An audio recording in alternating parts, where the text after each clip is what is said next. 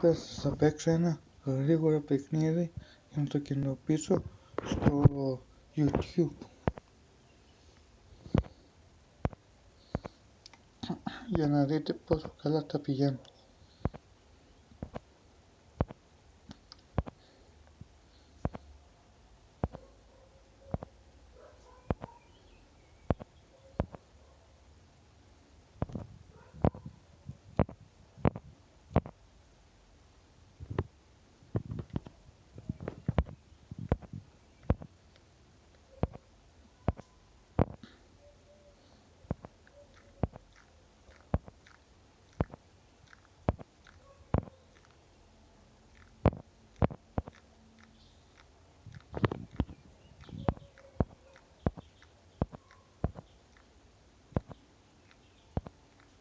Αν το ξέρετε αυτό, πείτε μου στα σχόλια στο YouTube όταν το κοινοποιήσω.